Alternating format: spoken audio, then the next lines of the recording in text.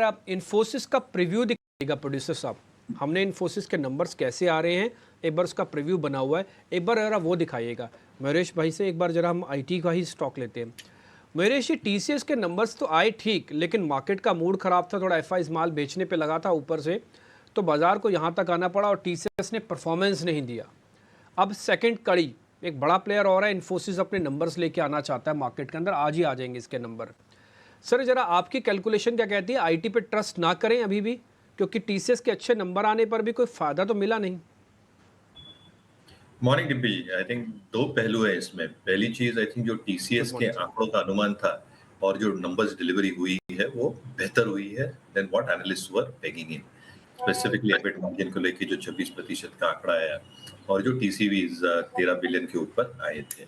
Obviously I think valuation एक aspect हमेशा रहता है टीसीएस के साथ, because valuations are always at a premium, और इसलिए मुझे लगता है विद द मार्केट शायद उतना रिएक्शन टीसीएस को मिला नहीं जहां तक नंबर्स का सवाल रहा है।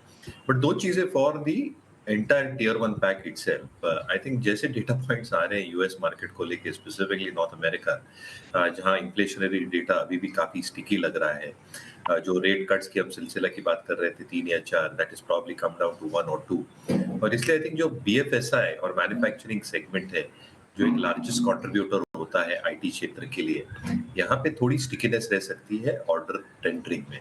कहीं ना कहीं I think if order tendering goes down on a deferred path या प्राइसिंग में थोड़ी इश्यूज आ सकती है रिलेटेड टू दीज ऑर्डर्स, तो कहीं ना कहीं आई थिंक जो एक्सपेक्टेशन बांध के चल सकते हैं in terms of N accelerated revenue growth dollar terms में, वो शायद थम सकता है और एक जेन्युइन रिकवरी हम शायद सेकंड हाफ में देख सकते हैं। ये आई थिंक जो एप्लीकेबिलिटी होगी डिप्पी, I think that can be largely for tier one, क्योंकि जो हम multi billion multi million dollar deal दिखते हैं यहाँ पे शायद दिक्कतें हो सकती है। तो कहीं ना कहीं I think tier one company will still exhibit that stickiness. हालांकि जो मिड कैप आईटी कंपनीज हैं, क्योंकि इनके पास जो ऑर्डर विंस होते हैं ये 1 मिलियन से 10 मिलियन के आसपास रहते हैं, वहां पे कोई दिक्कत ही नहीं लग रही है। Even at the end of Q3 management commentaries थे वो काफी पॉजिटिव थे ऑर्डर फ्लोज को लेके। Margins of these orders are very very reasonable as well.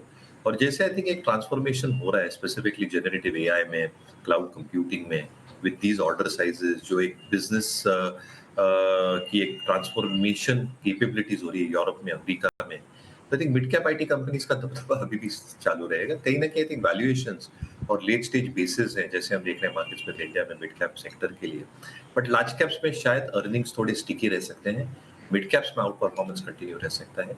We continue holding stocks like Persistence as an example in our global portfolios. ठीक है, done sir, agree. यानी कि हमको थोड़ा वेट करना पड़ेगा आईटी कंपनीज पे, लेकिन